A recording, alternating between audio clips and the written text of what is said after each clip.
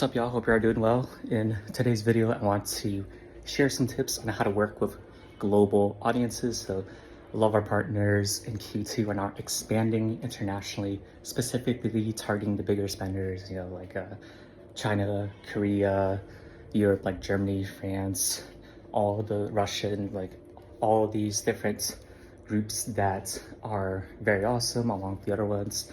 So that's their first time dealing with them. So here are some tips.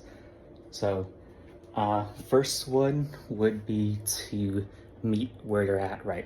So a lot of times, let's say companies from the US, they're like, oh, meet us at Twitter, Discord, Facebook, but sometimes these groups use just WeChat, different Telegram chats, maybe just TikTok, maybe smaller, like specific app venues that they prefer using that's like specifically for their nation. So try to figure out what these are, meet them where they're at. So instead of just forcing them to go to your platform where they barely use it, they check it like once every 1 or 2 weeks, go to them, find the top leaders, top KOLs, ambassadors, most active people, and then share them some details weekly, at least once a week, or ideally like 2 or 3 times or more weekly. Share them updates, and then invite and reward folks. So let's say if they have like 1 or 2 go-to people that just constantly goes to your platform and then they bring back to share back news to their platform, figure out, give them extra airdrop rewards, give them extra FT tokens, etc., as these folks are very valuable. So really go above and beyond and figure out where they hang out, these international audiences, and then give them rewards. Then secondly, trying to think at the top of my head. So secondly, really make it as easy as possible for them to understand. A lot of them are non-native English speakers. This means that English is their second, third, fourth language. So try to think of it from the other perspective, right? Maybe if you try to learn Spanish, Chinese, or something, imagine that's like you, but now flipped with them, right? So you're trying to understand everything, etc. Make it as easy as possible to understand, right? So good news, big graphics, like glowing circles, arrows to point to click this, do this, very simple. Same with the captions, right? 1 or 2 sentences, very short. A quick hack is that Grok has an auto translate button. So if it shows up for them in English, they can translate it back to Chinese or whatever their native English language are.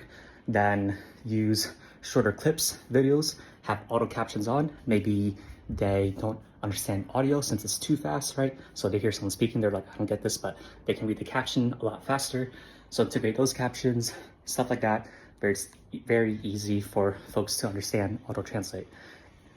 Then on the other hand, right? So what you can avoid super long English, like paragraphs. So you have a tutorial, don't give them like a 5-paragraph essay in English. It's already their second, third, fourth language.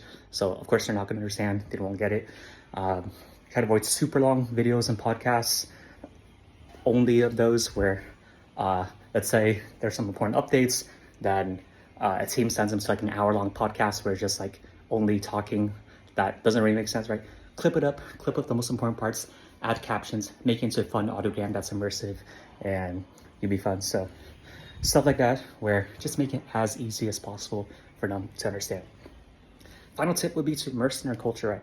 So figure out any funny memes that are happening within their culture, any funny slogans, holidays, what's going on in their economy, like a short version of it, and then immerse it in, right?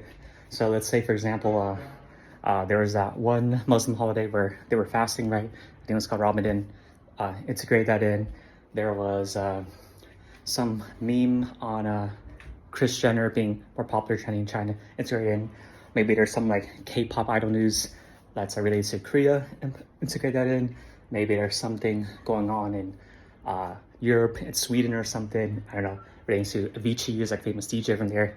Integrate that in, like a meme or song of his. So all these random stuff, figure out what they care about, what's important to them, integrate it in. Avoid the mistake that most teams make, which is they just kind of ignore it. They don't give a fuck about the culture. And then like they check the retention rates, it's like plummeting. So there's a reason for that, right? The teams that know how to integrate the culture of their audiences, of what's important, their history, what's important to them now, what's important that's going to be in the future, they're going to dominate as the retention is gonna be super high as their audience just loves hanging out and they're like, oh, I feel important. I feel yeah,